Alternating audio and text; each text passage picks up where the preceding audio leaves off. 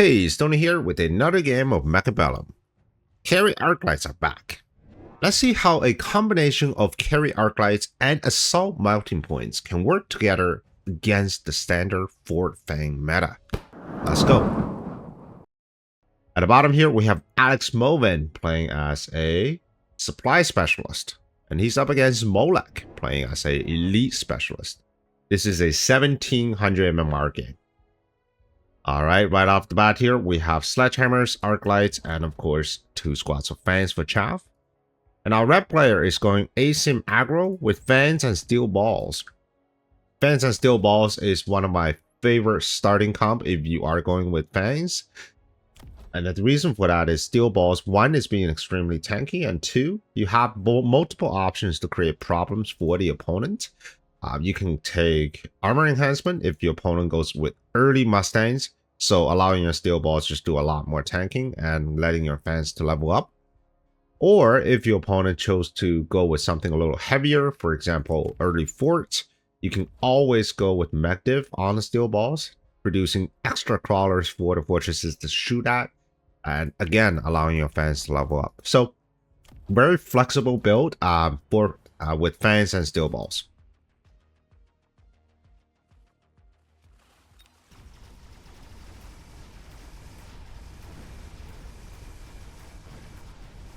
All right, we're seeing the Asim strong side is moving towards the tower. But right now, though, I'm not entirely sure that he is able to take this round. Maybe. It all depends on the positioning of this Arclight and, of course, the timing of this tower. But I feel like the blue player is, or the red player is probably going to get the tower a little bit too early. We'll have to see. No, actually, I think it looks pretty good. We just need to make sure that these fans actually getting range and do the damage before all of the steel balls die. And if it can't do that, then this Arclight is just going to rip through every single unit in its cluster. Alright, and indeed that is what happened. So let's move on to round 2.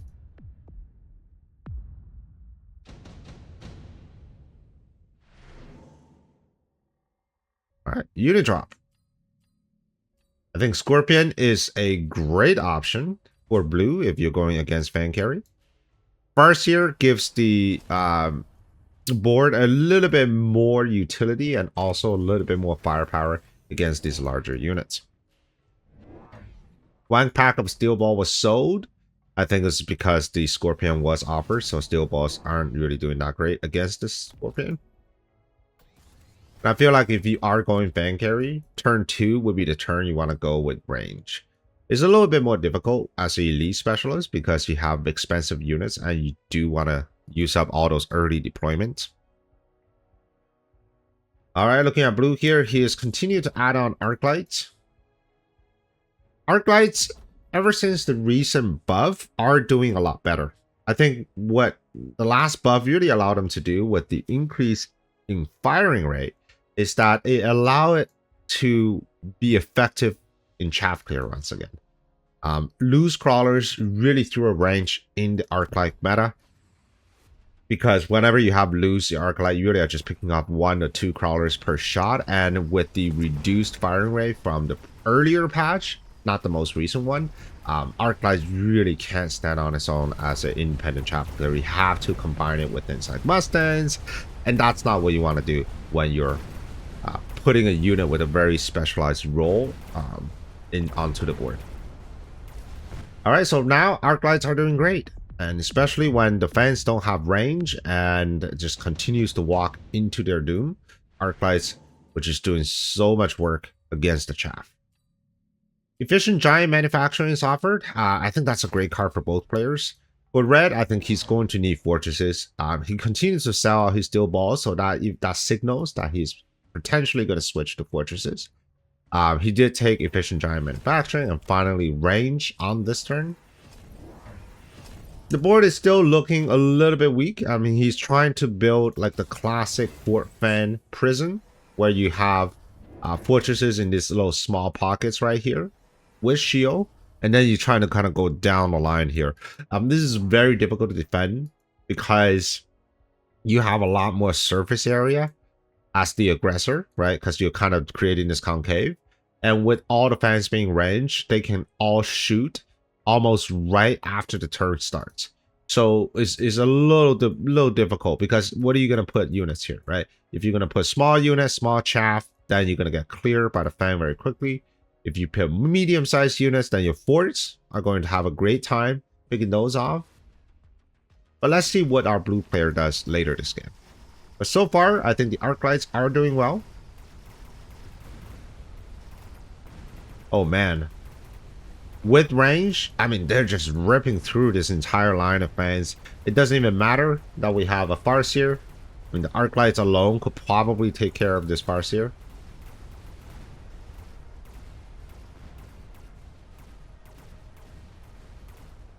So now looking at the board and looking at how the last couple turn ran, I think really what the red player needs to do is to accelerate its schedule into forts. Fans are just dying too quickly, and when fans are dying too quickly, that means they're not getting enough levels. And that's always a bad news for fan carry. I would take steel ball production if I am the red player. I think it was a mistake to skip that particular card. Steel ball production, even in the later rounds, right? You can buy a pack of steel ball and just grab armor. It's very helpful. Armor or mech div, both are very helpful. Both prolongs their ability to help the units and most importantly help your fans stay in the game all the way till the end.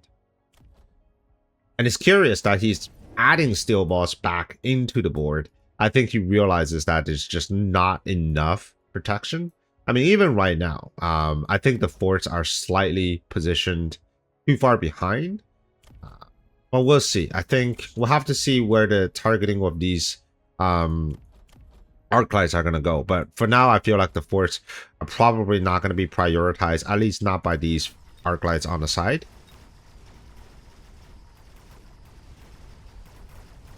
Yeah, so the arc lights are just clearing out these fans. You want to have all, like ideally all of these arc lights shooting at the forts while the fans continue to do damage. But as of right now, when the arc light finally turn to the forts, most of the fans are already dead. So that's not how you want to play the optimal fan carry. In optimal fan carry, your forts are really just giant meat shields.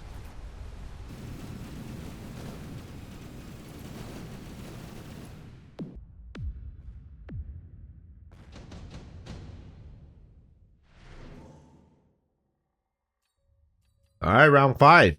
ER Vulcan could be good versus fan carry, so blue player might want to consider that.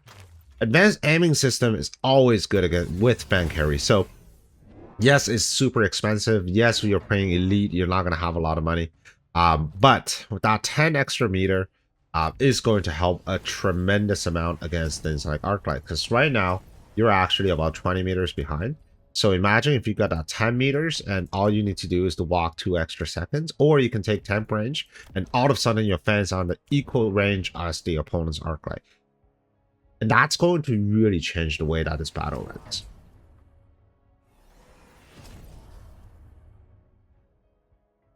All right, the first melting point went down. I think the melting point's purpose was really just to deal with these fortresses. They were just getting a little too big. When you're doing Arclights like this, inevitably you're going to run into a huge unit like a fortress that you simply can't bring down, right? So right now we have what, a bunch of Arclights. Even with this level 4 Arclight, this fortress can essentially 2-shot it. So he's not able to make a dent into the fortress. The solution, melting point with energy absorption.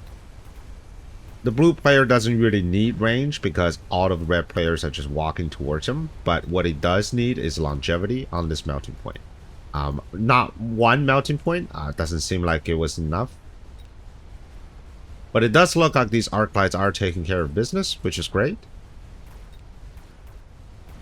Charge shot is not yet clucked. I think he is a little bit hesitant of going full carry arc because nowadays charge shot does come with a penalty, so a decrease or increasing attack interval by 35%, which means now the Arclights are worse at chaff clear in exchange for higher damage. So if I'm the blue player, I will continue to add on melting point, at least keep it at a 1-to-1 ratio against the red player. The leveling on the melting point at the moment doesn't really matter because you have energy absorption. But if the red player runs, here's another efficient giant manufacturing. I think both are going to take it. If the red player runs punch, which he does, then you'll have to do equal level melting point because with punch, if they are one level higher than you, so in this case, this punch at a level 2 fortress is going to do 30,000 damage.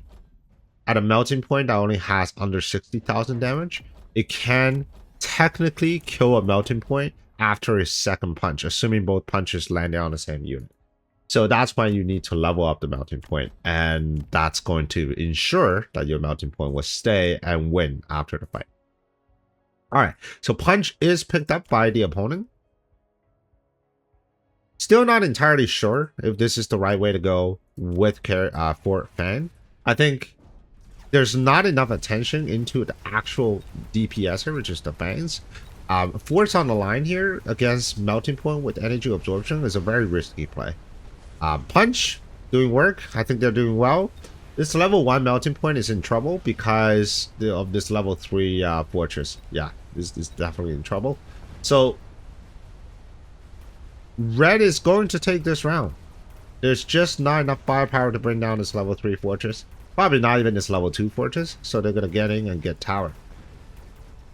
If I were the red player, I would take temp speed every single round. It's going to help this army move so much faster into the melting point, and less time you give to the melting point to use this energy absorption, the faster you can kill it. So definitely take speed, and it's a very cheap, like it's the cost of a single missile, but that's going to really move the needle on your army.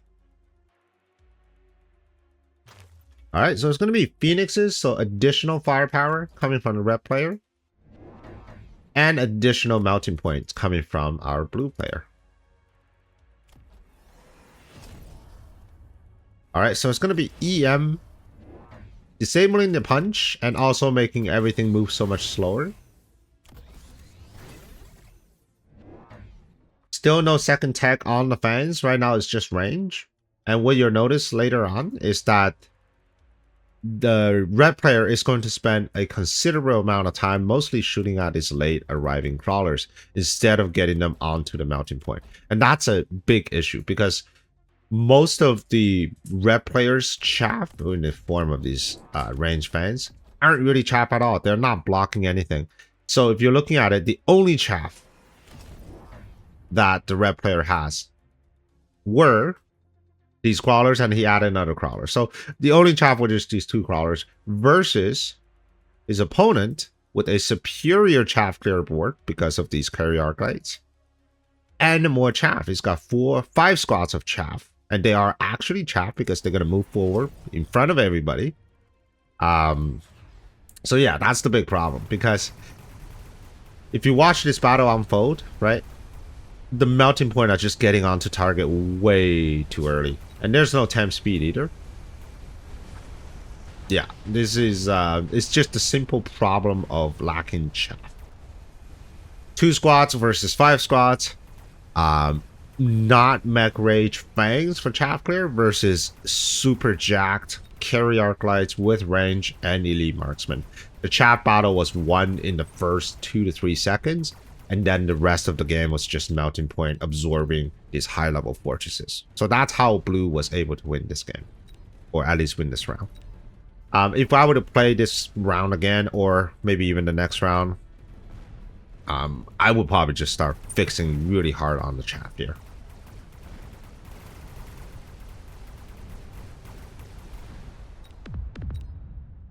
Ooh, huge round here. Wow, 76 HP left. Okay, so getting down to the wire. Tank production, great card. Definitely want to take it as a red player just to give more distraction. So it looks like it's going to be a skip for our red player. Well, blue player, there's going to be Photon. Photon is going to keep the melting point in the game a lot longer, and also protection against punch. Loose, I approve of that. I think that's an excellent card. Is it too late? Maybe. We'll have to see. Right now, though, I'm just thinking: is there a way for Alex to actually, for Molek to actually win the game in one round? It doesn't seem so, but there are a few strategies you can definitely try out.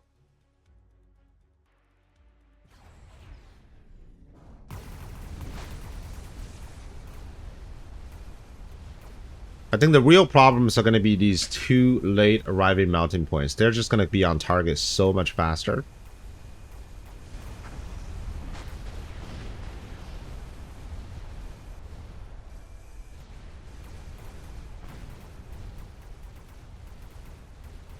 Yeah, so this seems like an overwhelming amount of units coming from blue side. So that is going to be GG. I think the energy absorption on the melting point was a brilliant move. Having the melting point put forward, knowing that the melting point is able to lock onto a fortress very early on. Very good play. Just capitalizing your opponent's lack of chaff, and also him being an elite specialist. And so they're usually a little worse with putting on chaff because they're expensive. So an excellent way. I mean, this is one of the ways that you can build the FORT FANG meta, just having very tanky melting points, and then you have Arclight staying behind. I hope you liked the video. I don't believe you've seen this one. So if you got some time, I'll see you on the next one. Prepare your tactics. Mechabellum's calling. Deploy your fortress. The battlefield's alive with swarms.